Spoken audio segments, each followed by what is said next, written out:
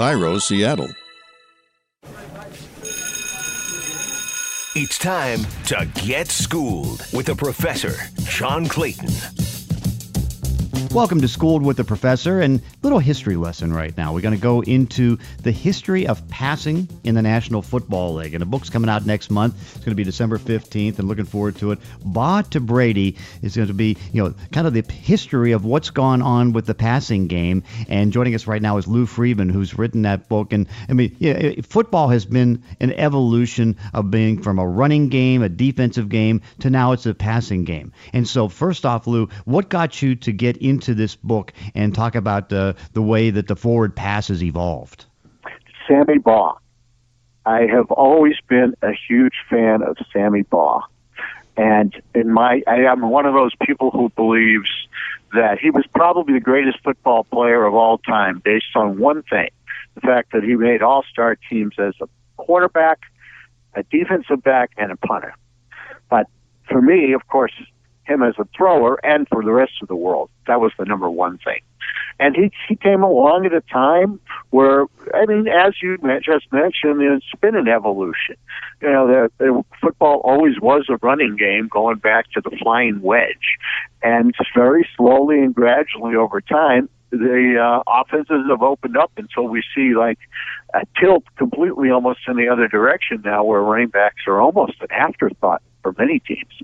Yeah, I know. And of course, the book is called Baugh to Brady, The Evolution of the Forward Pass. It's funny because being a historian of sorts, I always mention and keep Sammy Baugh in the mix of the top quarterbacks ever because, and then of course, when you do that, everybody says, who's Sammy Baugh?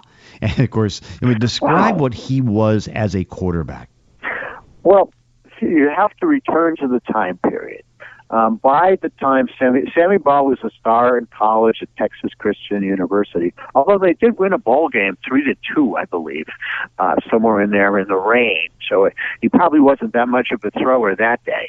But he comes out of college in the Southwest and he joins up with the Washington Redskins. And this is a time where there's been about 2 or 3, 4 tops, well-known quarterbacks in NFL history who are just kind of feeling their way with the passing game. And they wanted a star in Washington. The Redskins, fewer people remember that the Redskins actually got their start in Boston than remember Sammy Baugh. And when they were moving to the new city, they wanted to make a splash, and they wanted star power. And so Baugh's selection was very deliberate in the draft. And he already brought with him a strong arm, a background with his college coach, Dutch Meyer, who had an interest in the passing game and honed it. So he was ready to throw in the pros at a time when almost nobody else was. And he made a big splash right away just by having an offense that let him throw the ball more than 5 times a game. And so, and how much resistance do you think that he had back then? Because, one thing we know about the National Football League, it resists change. And if something's going to be different, that's not going to be positively reviewed because, football likes to go a certain way. So how much resistance was there when he was out there slinging Sammy Baugh? Well, actually, he did not find much resistance because his timing was so good. In the early 30s, 32, 33, the NFL realized it was running a stagnant game, really, where it was, and the fans wanted more offense. So they put in some rules that opened up the game. It used to be that if you threw an incomplete pass, you were penalized for it. If you could hit the quarterback after he released the ball. So there were a lot of things stacked against the quarterback, and they changed the rules. And then he came along a year or 2 later, and they wanted star power, and they wanted more offense. So they wanted what he could deliver. So his timing was really excellent. And that probably, more than anything, set him up to be the guy that we remember. Yeah, no doubt. And, if he was a quarterback now, who would he compare to as far as his body type, the way he throws, the way he was? Is there one quarterback right now that would mirror what slinging Sammy Baugh was, to get a picture for everybody? I'm not sure I have that picture clearly, but I will say, compared to the quarterbacks now, he'd be a small guy because he only played at about 180 pounds. or so. So there were no big prototypes. Like, I think when we think of the change in the size of the quarterback, probably go back to the 1960s and come across a guy like Roman Gabriel. Because I remember when I was young, they were always talking about how big he was. And he is kind of about a 6'4", 220 guy, which we see every day now. So Baugh, size-wise, doesn't have it. Nobody compares to him in that way. I don't know. For some reason, I just think of him as like a Drew Brees, though, when it comes to throwing. I may be off on that, but it comes to mind more like that than, say, Manning or Brady. See, and that's the... That's the unusual part about the growth of this sport, because I still remember started covering in the 1970s. I mean, the offensive linemen, particularly covering the Steelers, they were like 230, 240. The biggest offensive lineman was Larry Brown at 275. And now, I mean, if you have a 295-pound center, he's considered to be almost too light and can be overpowered. I mean, the size of the game has grown because the way that the bodies have grown. But back then, it was so much different. Oh, I remember when I was a kid, Ernie Ladd was the biggest guy in football at about 310 in the AFL with the Chargers. And then even before that, you had the outlier was Big Daddy Lipscomb. I mean, he was the only guy, I think, in football in the late 50s who weighed 300. Oh, yeah. In fact, even William the Refrigerator Perry back in the early 1980s, I mean, he was one of the few 300-pound guys. Now, you had maybe a couple other guys that were that big, and they stood out. But now the sport has grown with the bodies that have grown, and it's really made for a different game. After slinging Sammy Baugh, who was the next quarterback to start to move the meter? Sid Luckman, right? Actually contemporary of Sammy Baugh, but only a few years later. And it became a situation in the late 1930s and the late 1940s, early 40s, before World War II, where they were the two guys who were like equal on their own plateau, way above everybody else who was playing the game. And they alternated championships, it seemed like, in that stretch, too. So it was as good as the Bears were. Baugh could elevate the Redskins, and they had some extremely famous championship games, the most amazing of which was the 70-3 Bears game over the Redskins. But then right after that, the Redskins came back and beat them in a title game when no one thought they could. So it was pretty much Baugh and Luckman, and they had a great respect for each other. I mean, everything I ever read, they just admired each other's talents. They would talk about each other as being the best kind of thing. And Luckman had a couple of achievements, especially his 7-touchdown passing game, which is still the NFL record, as we know, tied by about 8 other guys. But he was the first one to throw 7 touchdowns in a game. And when he got that record, the record of 6 had been set by Baugh only perhaps weeks or a month earlier. Interesting. Now, the one thing that you see that when you have two players that can stick out like that, and you see it right now, if you have a great quarterback, then you really have a chance. If you don't have a great quarterback, you're in the back of the pack. Was there then the desire after seeing Luckman and Baugh to go find quarterbacks like that, but maybe they just weren't available at that time? I think that was absolutely the case, but I think it took a number of years, pretty much almost getting into the mid to late 40s, with the exception of the Packers. The Packers, Curly Lambeau was an early believer in the passing, going back even to when the team was founded, in 1919, 1920. And he had Cecil Isbell and, Arnie Herbert, and they were both great quarterbacks. They didn't have the talent of Baugh or Luckman, but they had the offense that periodically really let them shine. And even though the numbers that they put up would be laughable now, but compared to what's going on, they led the league in various categories over a several-year period. They also had the one secret weapon that the rest of the NFL did not have, and that was Don Hudson, who was at the same time virtually inventing the receiver position. So they knew if they threw it up, Hudson could come down with it.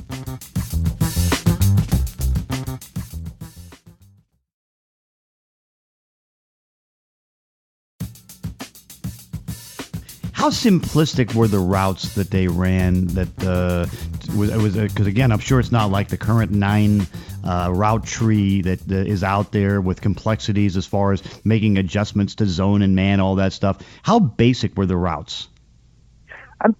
my impression after my reading was they were as basic as the kind almost that you and I might have played in the street in front of our house as kids. Go long. I'm going to go as far as that parked car, even though they didn't have the car, but it would just be, well, I'm going to turn when I feel like it. And nobody had seen anybody who made very many moves like that or had the speed that Hudson had. So he was literally leaving people in their dust on a dirt and grass field. They didn't know what to do. One of the most fun anecdotes I've ever read was Willie Mays, of course, in another sport, explaining how he sometimes learned how to make daring fielding catches by watching Don Hudson and run his routes along the sidelines. And I'm not sure exactly how that translated, but it certainly implied that Hudson was making an impression on everybody with the way he moved.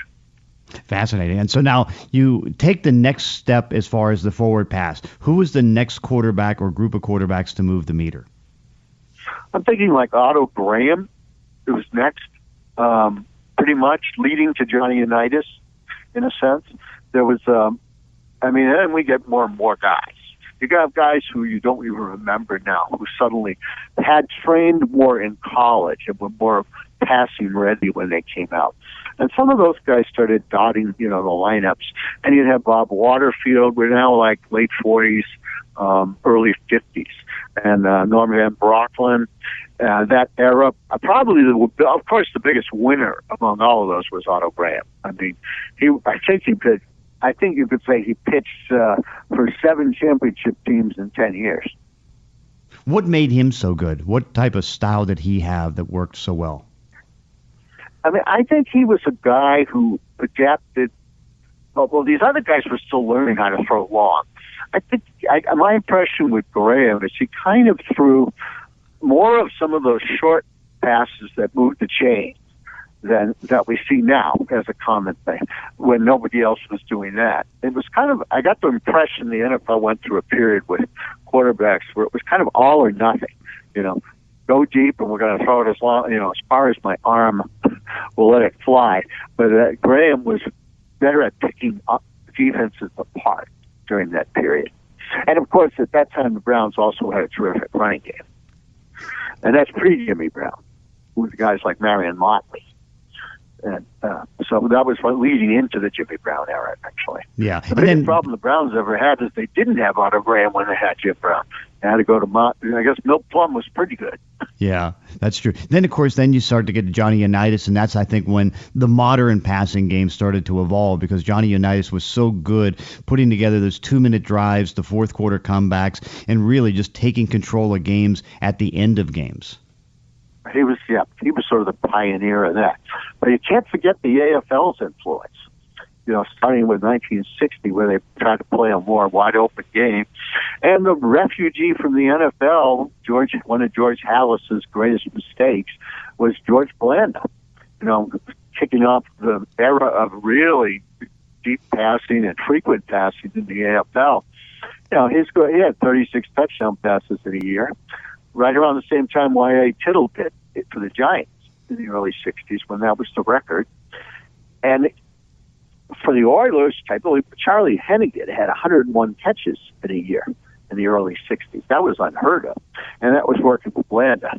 So the AFL was advancing the passing game. For one thing, they had Sidney Gilman coaching the Chargers, who was, sort of a pioneer of integrating more creative offensive plays into his passing game.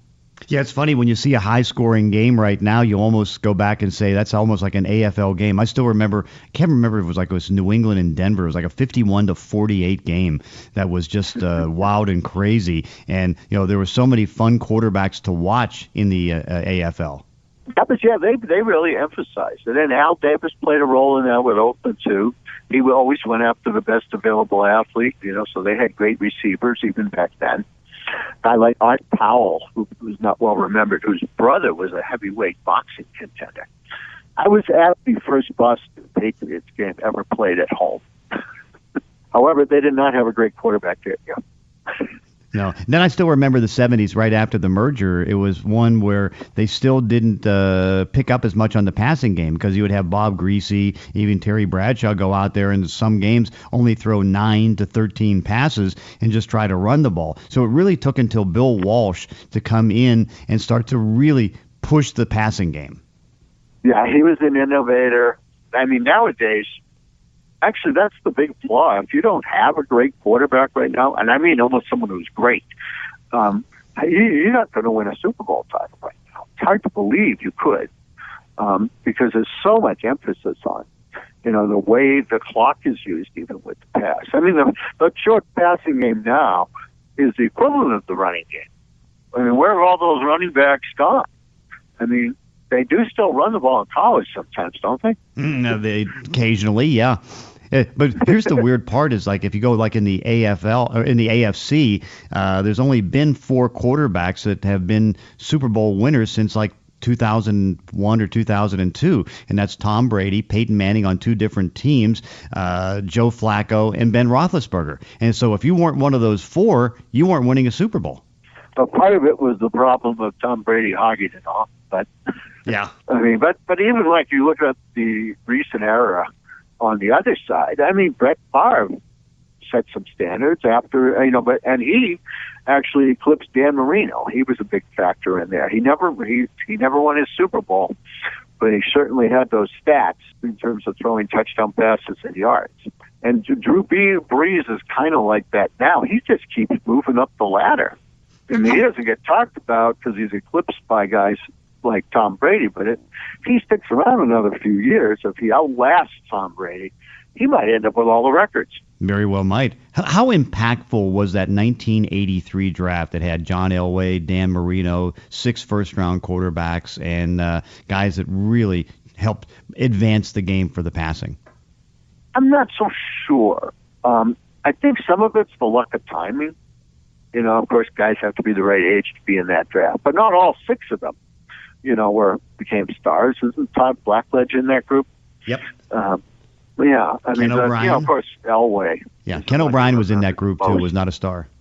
Yeah, I mean, they were there, and it just, I'm not sure how much influence they really had. You had the individuals who stood out.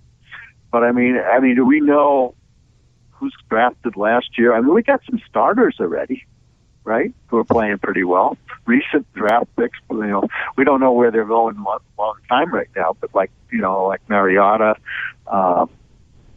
Carson, Wentz, and guys like that right now, we don't know what their long-term value will be, but it seems like it's still possible to be, have a year or 2 where you have a bunch of guys and they do take over and emerge.